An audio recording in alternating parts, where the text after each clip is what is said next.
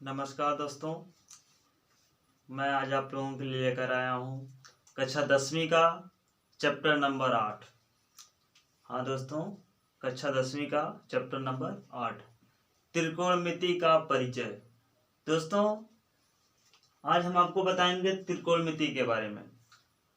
आप नाम से ही देख लीजिए, आपके चैप्टर का नाम है त्रिकोणमिति का परिचय। परिचय होने का मतलब आप जानते हैं, आइडेंटिफिकेशन।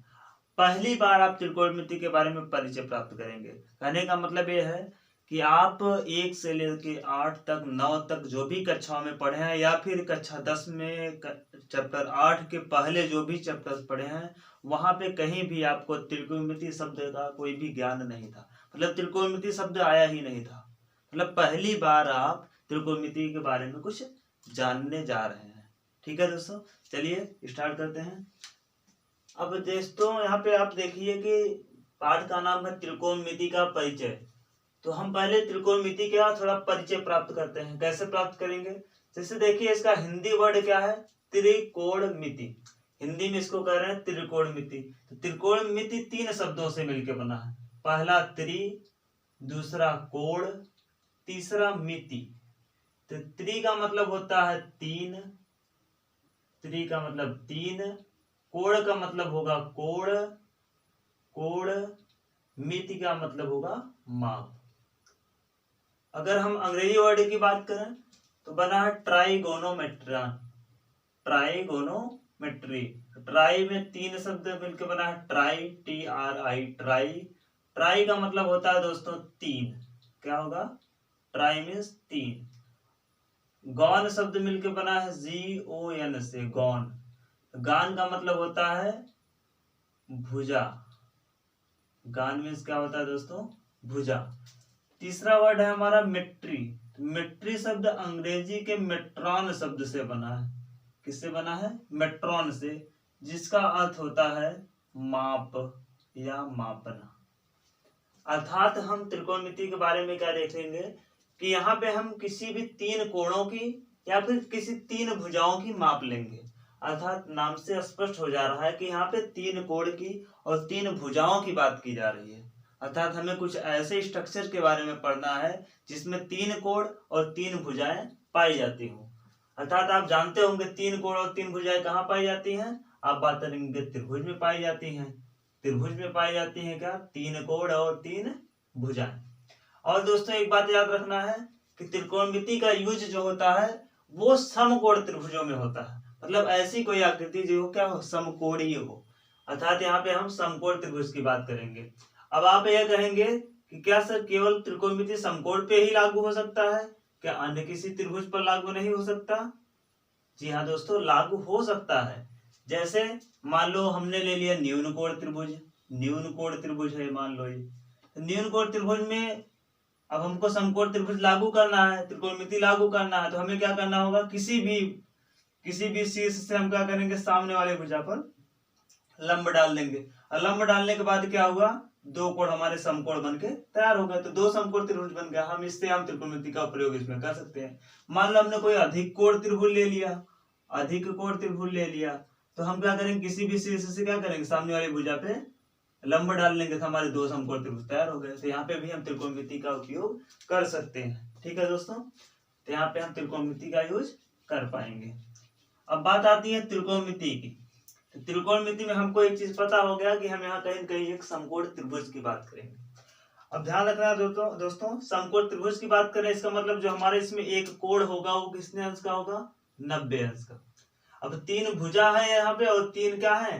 कोण है। हम इन भुजाओं और कोणों का क्या रखेंगे? नामकरण करेंगे। नामकरण कैसे होगा? एक कोण का नामकरण तो हमको पता है कि इस कोण का नाम क्या है? 90 अंश है। दूसरा जो अन्य 2 कोण है वो कैसे कोण है? न्यून कोण है। अब न्यून कोण क्यों? आप जानते हो त्रिभुज के अंतः कोणों का योगफल 180 अंश होता है। अब एक कोण इसमें 90 अंश स्वयं है अकेले ही, तो बाकी अन्य जो कोण बचे वो कहीं न कहीं 90 के योगफल में होंगे। मतलब दोनों को मिला के 90 अंश होगा। तो अगर हम इस कोण को थीटा मान लें, ध्यान से देखना दोस्तों, अगर हम सी वाले कोण को क्या मान लें? थीटा मान ले, तो बताओ ये वाला कोण का नाम क्या होगा? इसका कोण नाम का हमने रख दिया थीटा रख दिया, क्योंकि हम कोण को थीटा से ही प्रदर्शित करते हैं। इसको थीटा रख दिया। तो ये हमारा जो न्यून कोण है, दोनों का योगफल कितना था? 90 अंश था, तो ये जो बचेगा 90 माइनस थीटा बचेगा, इसका नाम हमारा क्या मिल जाएगा, 90 माइनस थीटा। ठीक है दोस्तों। अब मान लो हम कोई अन्य त्रिभुज ले लेते हैं, जैसे इसी की तरह के एक समकोण त्रिभुज हमने ले लिया, मान लो ये, इसका भी नाम, बिंदुओं का नाम है ए बी सी, जिसमें बी कोण जो है वो समकोण है। अब यहाँ पे हमने थीटा सी को ना लेकर मान लो हमने ए को थीटा मान लिया, कोई समस्या नहीं है। अब इसको हमने थीटा मान लिया, इसका नाम 90 अंश है, इसका नाम मान कितना होगा, 90 माइनस थीटा, कोई समस्या नहीं दोस्तों, आप किसी को भी थीटा मान सकते हो। हाँ, मेन चीज ये है थीटा मान के ही हम उसके संबंधों का अध्ययन करते हैं। अब बात आ गई, कोण का नाम हमको पता हो गया, अब हम किसका माप लेंगे या किसका नाम लिखेंगे, हम भुजाओं का नामकरण करेंगे।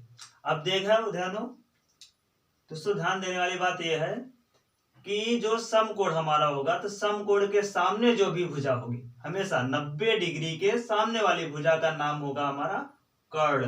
अर्थात त्रिभुज की सबसे बड़ी जो भुजा होगी वो क्या होगी, हमारी कर्ण होगी। इसमें भी हमारे ये सामने वाली भुजा क्या होगी, कर्ण। यहाँ पे कोई अंतर नहीं है दोनों में, यहाँ पे थीटा इसको माने, यहाँ पे थीटा इसको माने, लेकिन कर्ण में कोई अंतर नहीं है। अब बात आती है अन्य का नाम कैसे रखाएगा। अब ध्यान देना दोस्तों, 90 अंश के कोण और जिसको हमने थीटा माना है, ध्यान देना, जिस कोण को हमने थीटा नाम रखा है, तो 90 डिग्री और थीटा के बीच में जो भी भुजा है, मतलब भुजा बीसी जो है वो 90 अंश और थीटा के बीच की भुजा है, इस भुजा का नाम, क्योंकि आप देख लीजिए फिगर से आपको समझ में आ रहा होगा कि कहीं कहीं ये जो बीसी भुजा है, इस पर ये हमारे जो त्रिभुज के अन्य भुजाएं हैं ये टिकी हुई हैं, अर्थात ये एक प्रकार से नींव का कार्य कर रहा है, आधार का कार्य कर रहा है। और इसीलिए हम इसको क्या नाम देते हैं दोस्तों, आधार। क्या नाम देंगे, आधार। या फिर हम इसको और एक नाम से जान सकते हैं, क्योंकि कहीं कहीं त्रिभुज के अन्य जो हमारी भुजाएं हैं या कोण है, वो इस नीचे वाले जो भुजा है बीसी भुजा, बीसी पर आसन है, आसन मतलब उस पर आसन लगा के बैठी, मतलब ये वाला जो फिगर बन रहा है वो इसी को आधार बन के बनाया गया है। इसको हम बोल सकते हैं आसन्न भुजा, आसन्न भुजा। बात आ गई, इसका नामकरण हो गया और इसका नामकरण हो गया। अब बात आती है इस वाले भुजा के नाम क्या होगा। तो ध्यान देना दोस्तों, ये थीटा कोण के जस्ट सामने की भुजा है, किसके भुजा के, मतलब थीटा कोण जो हमारा है उसके जस्ट सामने की भुजा हमारी ए बी है, तो ए बी थीटा के सामने, इसलिए इसका नाम क्या होगा, सम्मुख भुजा। सम्मुख मतलब सामने वाली भुजा। ठीक है दोस्तों। या फिर हम इसको क्या कह सकते हैं, कहीं कहीं आप देखिए बीसी जो आधार है, ये आधार भुजा पे ए बी जो भुजा है ये क्या है, एक लंब रूप में खड़ी हुई है, मतलब यहाँ पे 90 डिग्री बन रहा है, इसका मतलब क्या होगा, बीसी पर ए बी जो है वो लंबवत खड़ा है, इसलिए इसका नाम हम और क्या रख सकते हैं, लंब। ठीक है दोस्तों, तो कोणों का नाम हो गया और भुजाओं का नाम बन गया। अब यहाँ पे हमने इसको लंब कहा, यहाँ पे इसको आधार कहा, यहाँ पे इसको कर्ण कहा है। अब आइए विपरीत थोड़ा सा दूसरे त्रिभुज में, यहाँ पे इसका नाम तो कर्ण है, सबसे बड़ी भुजा, कोई दिक्कत नहीं है, लेकिन यहाँ पे थीटा हमने किसको मान रखा है, कोण ए को हमने क्या मान रखा है, थीटा मान रखा है, ये वाला कोण हमारा क्या है, थीटा। अब हमने अभी पिछले में पढ़ा था कि थीटा और 90 अंश के बीच की जो भुजा होगी उसको हम क्या कहेंगे, आधार कहेंगे। अब यहाँ पे हमको थीटा ये है और 90 अंश है, तो ये भुजा क्या कहलाएगी, हमारी आधार कहलाएगी। ये भुजा हमारी क्या कहलाएगी, आधार कहलाएगी, या हम इसको बोल सकते हैं आसन्न भुजा, आसन्न भुजा। ध्यान देने वाली बात है दोस्तों, यहीं पे आप लोग हमेशा कंफ्यूज होते हो, कब कहाँ पे, जिस कोण को लोगे उसी के आधार पे हम लेंगे, आधार कौन होगा, लंब कौन होगा। तो यहाँ पे थीटा हम इसको माने, तो इसके और 90 के बीच की भुजा जो होगी वो क्या होगी, आधार होगी। बस इसके सामने की भुजा क्या होगी, सम्मुख भुजा होगी, या फिर इसका नाम और क्या रख सकते हो, सम्मुख भुजा, या इसका नाम रखा जा सकता है लंब। लंब क्यों, क्योंकि यहाँ पे आधार का कार्य ए बी कर रहा है, ए बी पर कहीं कहीं बीसी भुजा जो है वो लंबवत है, तो उसको हम नाम रख देंगे लंब। अब नामकरण हो गया दोस्तों। अब बात आगे जो बात आती है वो ये आती है कि नामकरण, हमको कोणों का पता हो गया इस समकोण त्रिभुज के, और इसके जो भुजाएं इसका भी नाम हमें पता हो गया। अब हमको इस कोणों और भुजाओं के बीच में कोई ना कोई रिलेशन बन रहा है, उस रिलेशन के बारे में अध्ययन करना है। ठीक है दोस्तों, तो आपके भारतीय वैज्ञानिक, इसको हम रिमूव कर दे रहे हैं, आपके भारतीय वैज्ञानिक आर्यभट्ट, कौन दोस्तों, आर्यभट्ट ने, आर्यभट्ट नाम के आपके भारत के जो गणितज्ञ थे, भारतीय गणितज्ञ थे, उन्होंने क्या किया था, सर्वप्रथम सबसे पहले इन कोणों और भुजाओं के बीच एक संबंध दिया था, उसके बीच में क्या संबंध, क्या रिलेशन पाए जाते हैं, उस रिलेशन को बताया था। जैसे हम है मान लो, या फिर हमारे पिता हो गए, तो हमारे और पिता का नाम होगा अलग अलग दोनों का, नाम के बीच में एक संबंध पिता आ गया कि पिता पुत्र, ये एक संबंध वर्ड दिया कि नहीं दिया। उसी प्रकार भुजाओं और कोणों के बीच में एक नया शब्द, नए संबंध शब्द की उत्पत्ति की आर्यभट्ट जी। और सबसे पहले उन्होंने नाम जो रखा, इसको हम लोगों का दे रहे हैं, उन्होंने जो नाम रखा वो नाम था संबंधों का। उन्होंने 6 रिलेशन दिए, मतलब त्रिभुज के भुजाओं और कोणों के नाम के आधार पर उन्होंने टोटल 6 संबंध दिए। उसमें पहला जो नाम रखा, उन्होंने संबंध का नाम रखा ज्या। क्या नाम रखा दोस्तों? ज्या। दूसरा संबंध जो रखा उसका नाम था कोज्या। तीसरा उन्होंने नाम रखा अस्पर्शज्या। अब 3 नाम हो गया। अब उन्होंने इसी का विपरीत उल्टा नाम रखा, जैसे इसका नाम हो गया एक रिलेशन ज्या, दूसरा कोज्या, तीसरा अस्पर्शज्या। चौथे का जो नाम रखा वो स्पर्शज्या का उल्टा था, जिसका नाम रख दिया कोटि स्पर्शज्या। नाम उन्होंने 3 ही रखा, अब बाकी अन्य नाम को खाली उसी का विपरीत उलट दिया, पलट दिया, बस, और कोई अंतर नहीं है। कोटि स्पर्शज्या। और उन्होंने जो 5वां नाम रखा वो रखा कोज्या को उल्टा कर दिया, तो इसका व्यू हो जाएगा व्यू कोज्या। व्यू मतलब व्युत्क्रम, तो व्यू कोज्या। बाकी ज्या का उल्टा रखा व्यूज्या। इस प्रकार उन्होंने 6 नाम दिए। बाद में अब देखो ये जो संबंध उन्होंने दिए, ये थोड़ा सा हिंदी वर्ड में है, थोड़ा सा बोलने में या फिर लिखने में थोड़ा कठिनाई होगा। कहीं भी आप सब क्वेश्चन को हल करोगे तो यहाँ पे ऐसा लिखोगे नहीं, ज्या कोज्या स्पर्शज्या, कुछ अजीब ढंग का लग रहा है। तो एक वैज्ञानिक दूसरे आए हमारे, जो उनका नाम था एडवर्ड। ये जो हमारे थे अंग्रेजी प्रोफेसर थे, अंग्रेजी के क्या थे? प्रोफेसर। जो नए वैज्ञानिक आए अंग्रेजी के प्रोफेसर साहब, उनका नाम था, इनका नाम है एडमंड गुंटर। थोड़ा वैज्ञानिक नाम जो है ये आप अंग्रेजी के हैं, विदेश के हैं, तो थोड़ा सा याद करने में समस्या होती थी, याद नहीं करना है इसको, फिर जानने के लिए हम बता दिए। इनका नाम क्या था? Edmund Gunter. इन्होंने क्या किया था, इन्होंने इस हिंदी वाले इन्होंने जो गणितज्ञ हमारे थे आर्यभट्ट जी, जो हिंदी में नाम दिए थे, उसी का इन्होंने इंग्लिश में रूपांतरण किया था। उन्होंने जा को जो अंग्रेजी में कहा कि साइन, SINE, साइन में होता है ज्या। और कोज्या को नाम दिया कोसाइन।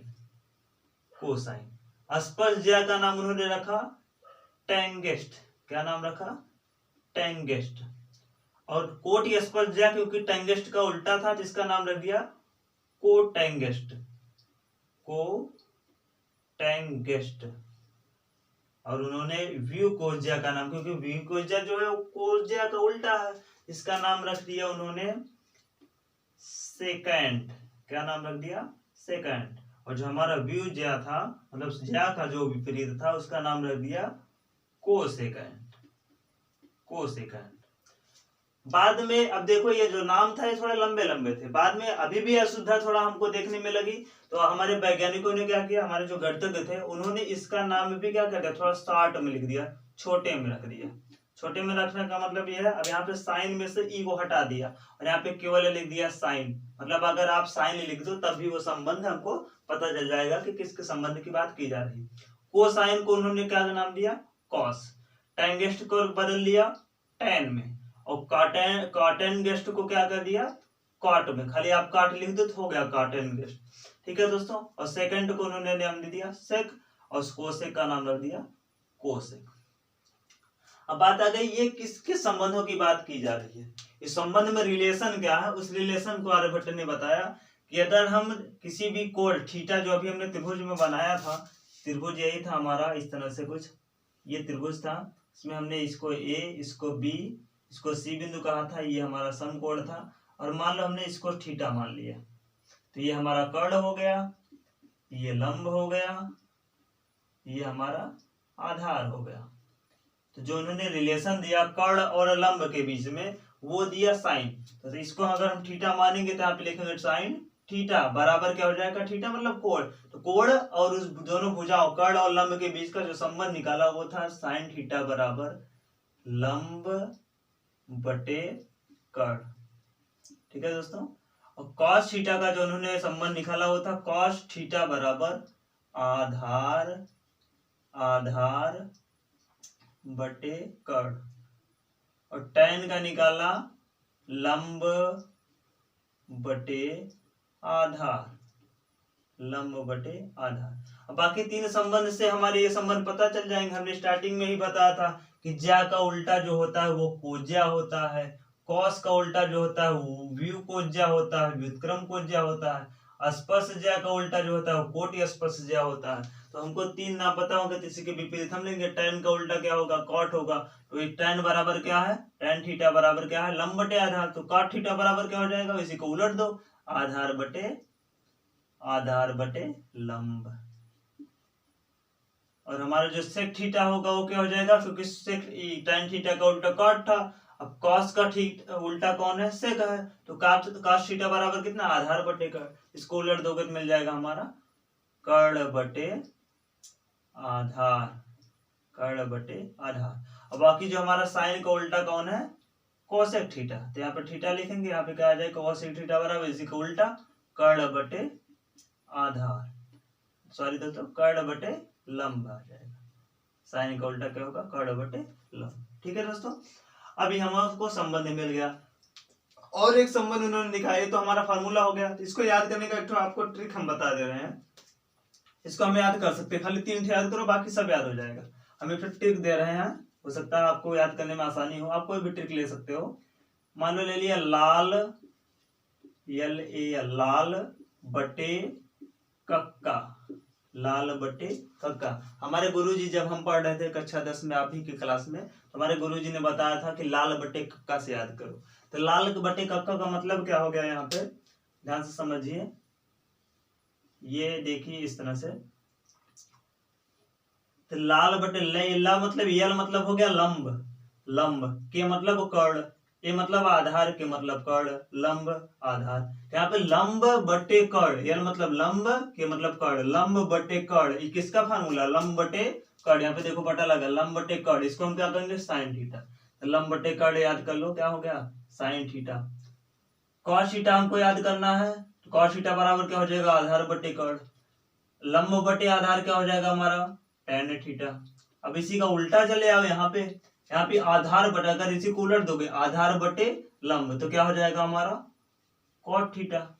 और इसी को उलट दोगे कर्ण बटे आधार, ये हमारा हो जाएगा sec थीटा, sec थीटा। और इसी को उलट दोगे कर्ण बटे लंब, तो हो जाएगा हमारा cosec थीटा। इस प्रकार से आप इसको याद कर सकते हैं। ठीक है दोस्तों, नोट करना चाहे तो नोट कर लें, आगे हम फार्मूले को बता रहे हैं, थोड़ा आगे चलते हैं। ये संबंध आप लिख लीजिएगा, इसके बाद स्क्रीनशॉट लेना चाहो तो ले सकते हो।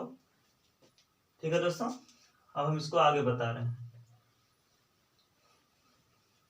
इसके आगे बात ये आती है, तो अभी हमने बार बार कहा है कि साइन का उल्टा क्या होता है, कोसेक होता है। साइन का उल्टा क्या होता है, कोसेक होता है। कास का उल्टा क्या होता है, सेक होता है। tan का उल्टा जो होता है वो क्या होता है, काट होता है। तो हम यहाँ पे एक संबंध और निकाल सकते हैं, इसी से संबंध क्या निकल के आएगा, साइन थीटा बराबर, अब क्योंकि हमने बताया साइन थीटा जो होता है कॉसेक का उल्टा होता है, तो कॉसेक का उल्टा होने का मतलब क्या होगा, कॉसेक ऐसे लिख दो, कॉसेक के बटे कुछ है नहीं है, तो कॉसेक के बटे 1 मान लो, ये उल्टा मतलब इसी को पलट दो, तो हो जाएगा साइन थीटा बराबर 1 बटे कॉसेक थीटा। ये मिल गया हमको एक फार्मूला।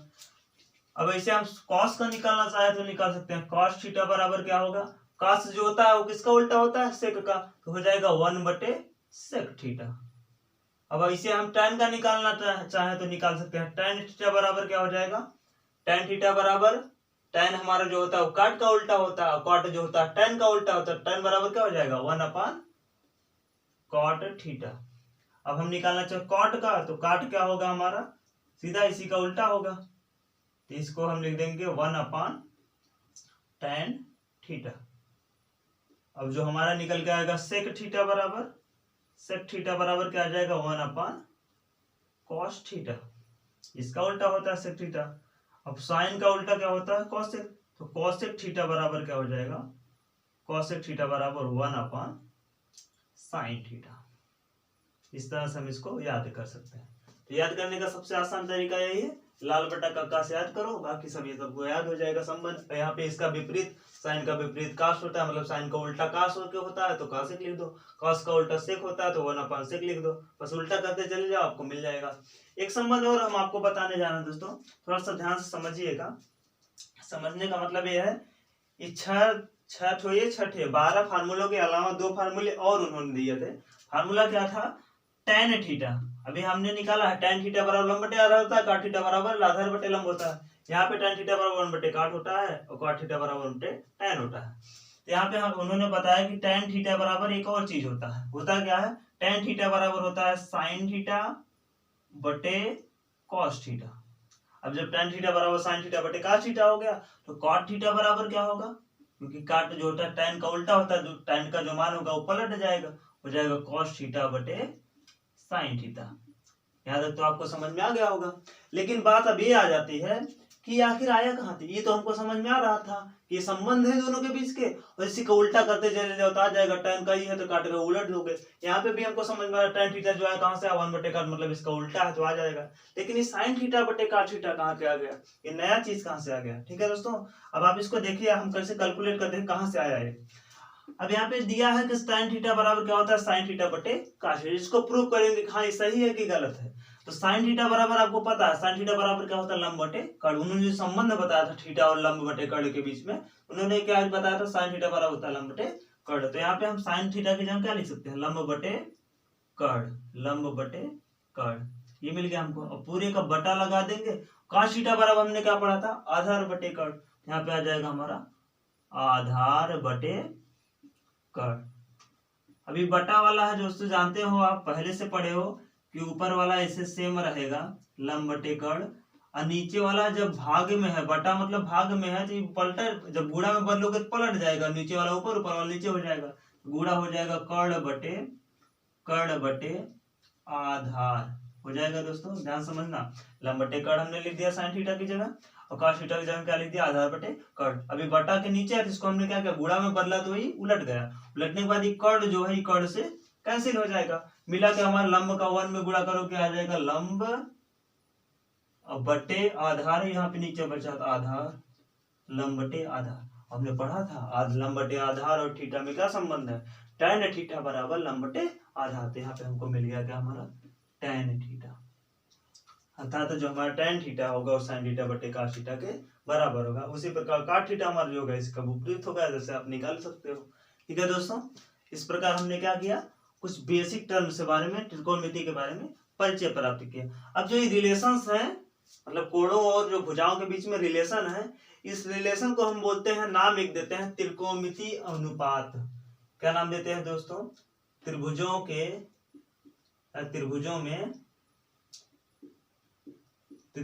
में त्रिकोणमिति अनुपात, त्रिकोणमितीय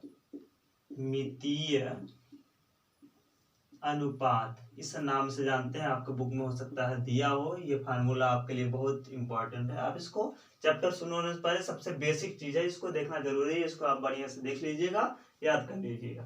इसके साथ साथ हम आपको एक चीज बताएंगे, आपको आगे मिलेगा, आपने पढ़ा है त्रिभुज में, इसको हम रिमूव कर दे रहे हैं, आपने त्रिभुज में पढ़ा है एक संबंध था समकोण त्रिभुजों में, कर्ण लंब और आधार में, कर्ण लंब और आधार में एक संबंध था जिसे हम पाइथागोरस प्रमेय के नाम से जानते हैं, पाइथागोरस प्रमेय के नाम से जानते हैं। अब दोस्तों आपको याद आ गया होता, आप पहले भी पढ़ चुके होंगे, और त्रिभुज इसके पहले जो चैप्टर हमारा रहा होगा, आपने 10 में पढ़ा होगा त्रिभुज, उसमें हमने पढ़ा था कि पाइथागोरस प्रमेय क्या था, पाइथागोरस प्रमेय था कर्ण का वर्ग बराबर लंब का वर्ग प्लस आधार का वर्ग, ये हमने पढ़ा था। ये और एक चीज हमने पढ़ा था, इसको हमने सिद्ध भी किया था कि अगर ये कंडीशन हो रहा है तो वो कहाँ पे होता है ऐसा कंडीशन, ये लागू कहाँ होगा, जहां पे हमारा समकोण त्रिभुज रहेगा। मतलब ये जो रिलेशन है कर्ण का स्क्वायर बराबर लंब का स्क्वायर प्लस आधार का स्क्वायर, मतलब लंब का स्क्वायर और आधार के स्क्वायर का योगफल जो होता है वो कर्ण के स्क्वायर के बराबर होता है। ये जो संबंध है ये केवल समकोण त्रिभुज में, किसमें दोस्तों, समकोण त्रिभुज में लागू होता है, समकोण त्रिभुज में लागू होता है। ठीक है दोस्तों, इस प्रकार हमारे ये चीजें देखो आपको जरूरत लगेंगी। इसके पहले जब हम प्रश्नावली या एग्जाम्पल को शुरू करेंगे तो यहाँ पे ये सभी चीजों की जरूरत पड़ेगी। हम आशा करते हैं इसको आप बढ़िया से तैयार कर लीजिए। इसके साथ लेना चाहे ले सकते हैं, लेकिन आप याद रखिए इसको, बहुत बड़ी चीज तो है नहीं। लाल बटे कक्का, तो लाल बटे ल से हमने याद कर लिया लंब बटे कर्ण साइन हो जाएगा, आधार बटे कर्ण कास हो जाएगा, लंब बटे आधार तो टैन हो जाएगा। इसी का उल्टा लिख दो, उल्टा होने का मतलब क्या होगा, टैन का उल्टा काट होता है, तो लंब बटे आधार इसका होगा, इसका उल्टा हो जाएगा काट, आधार बटे लंब, ये हो जाएगा कर्ण बटे आधार, कर्ण बटे लंब। ठीक है दोस्तों, एक और फार्मूला हम आपको दे रहे हैं, आप उससे भी याद कर सकते हैं। ऐसे जानते हो, मान लो हमारा ये त्रिभुज है, इसको हम रिमूव कर दे तो बताएं। यहाँ पे हमने रिमूव कर दिया इसको। ठीक है दोस्तों, इसको रिमूव कर दे रहे हैं। आप स्टॉप कर करके जो भी फार्मूला उतारना चाहे आप उतार सकते हैं। अंग्रेजी में अगर याद करना चाहे तो पी मतलब होता है परपेंडिकुलर, बी मतलब बेस, ये तो मतलब हाइपोटेनस।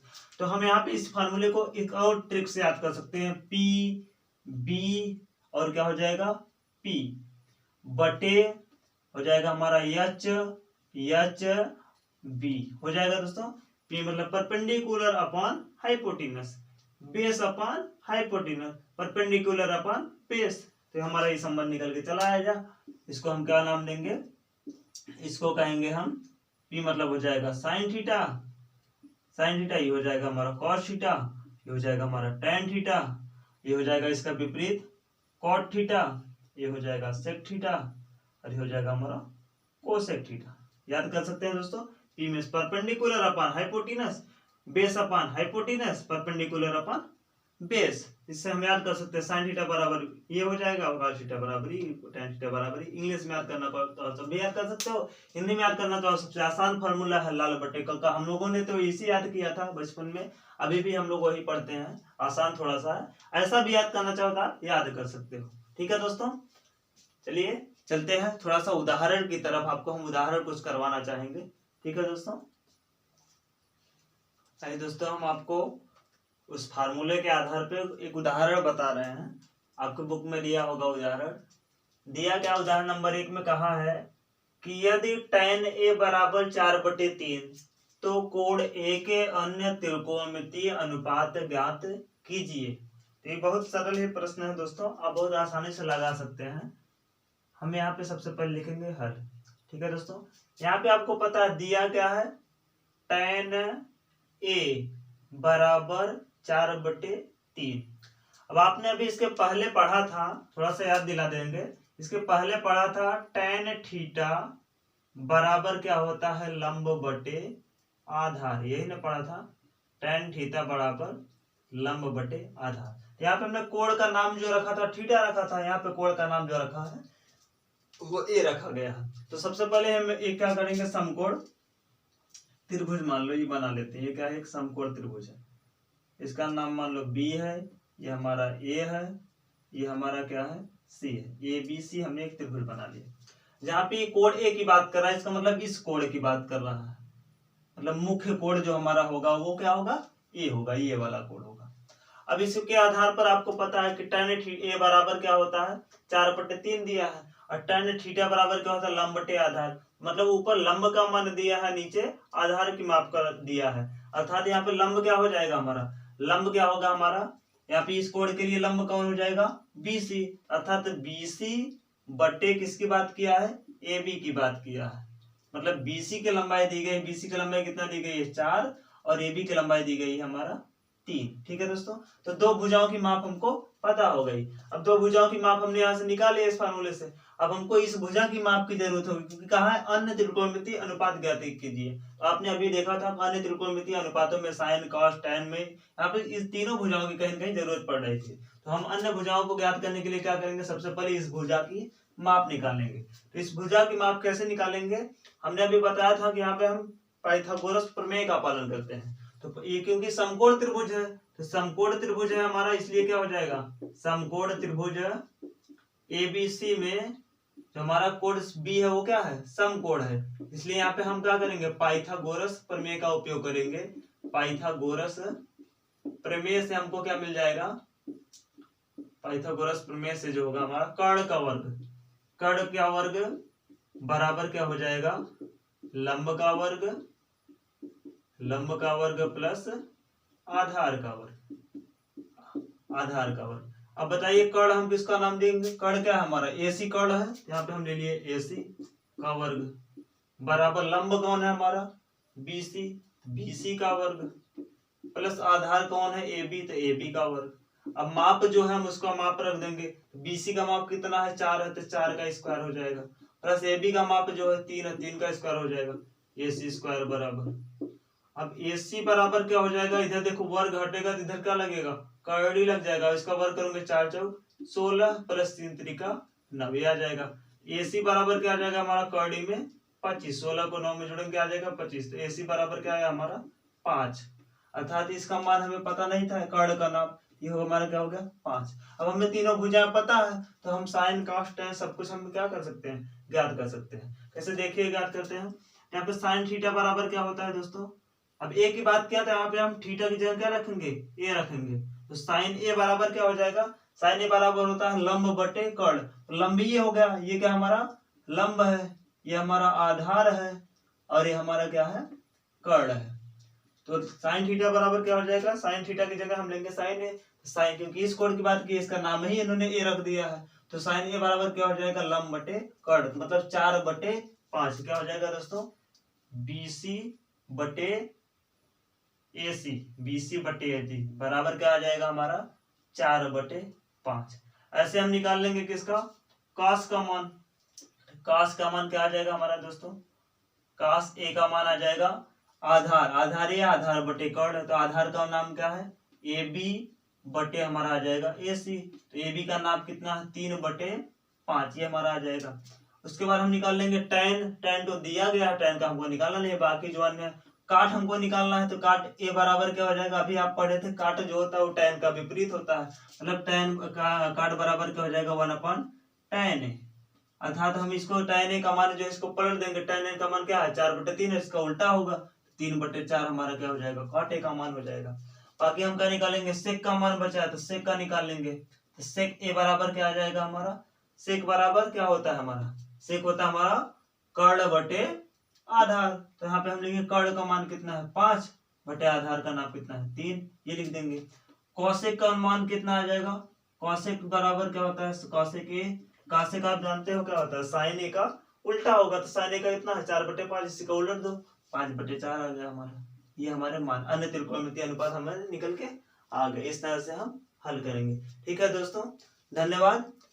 ऐसे आप कुछ दिनों हमारे वीडियो बन नहीं पाया था दोस्तों, कुछ टेक्निकल प्रॉब्लम होने की वजह से, अब आपकी वीडियो क्लासेस रोज चलेंगी और रेगुलर आप इसी तरह से आशीर्वाद अपना बनाए रखिए। सभी देखिए क्लासेस सभी निःशुल्क हैं, आपको हम पूरी तरह से अपनी जो कोशिश होगी पूरी तरह से एक अच्छा तरीके से या फिर अच्छे ढंग से समझाने का प्रयास करेंगे। हाँ, फिर भी कोई अगर त्रुटियां होती हैं तो आप उसके लिए हमें क्षमा करेंगे और इसी तरह से आप अपना आशीर्वाद बनाए रखेंगे। ठीक है दोस्तों, धन्यवाद, बाय बाय, टेक केयर।